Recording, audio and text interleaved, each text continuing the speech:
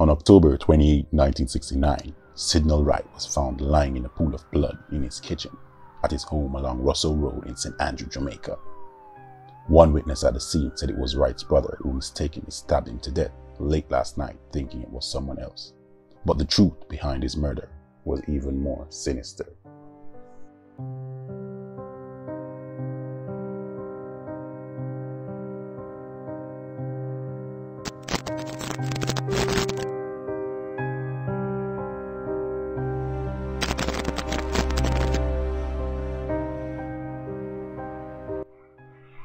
Eloise Thompson, a tenant at Wright's home, lived there with her daughter for a couple of months.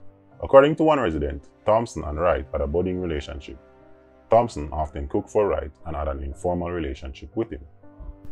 On the day of the murder, police arrived to find Thompson's baby father, Angel Vassell, on the scene. According to him, Wright and his brother abducted him late last night and took him to a dark room, where Wright's brother mistakenly stabbed Wright, thinking it was him. However, another tenant, Eulalie Powell, had a whole different story. According to Powell, a few days before the murder, Vassell cornered his baby mother with a knife. Rumors had been swirling around, and Vassell had heard that Thompson and the deceased were in a relationship.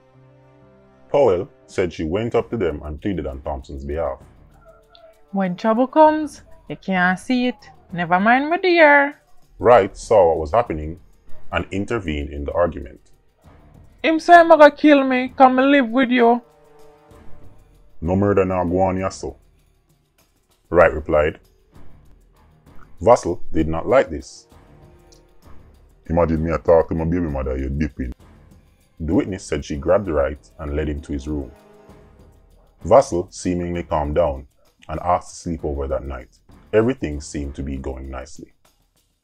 The next day, Vassell returned from work and came asking for his children. The witness Powell and Vassell had created a small friendship. Miss P, I'm not expecting you to tell me a lie, but you are swearing for Miss Thompson says she and the man are not friends. But it's yesterday she told me that he was a money man and he could give her 1 or 2 shillings when time come. 9 o'clock tonight me have to sort him out, Vassell added, angrily folding his fist. Powell once more tried to calm him down. That no wise.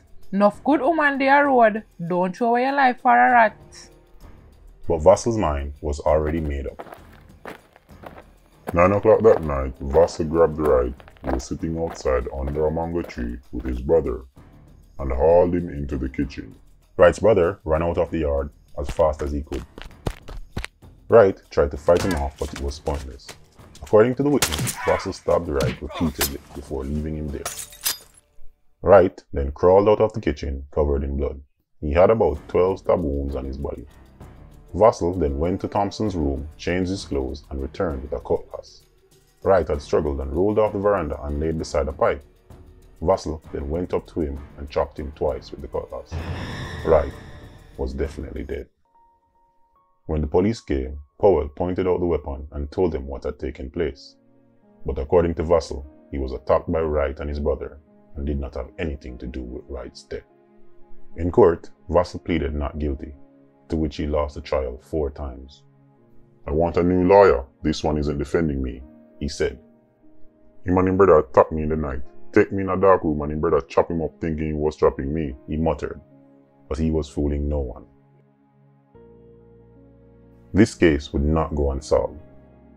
Angel Vassell was charged with murder in the 1st degree and sentenced to death.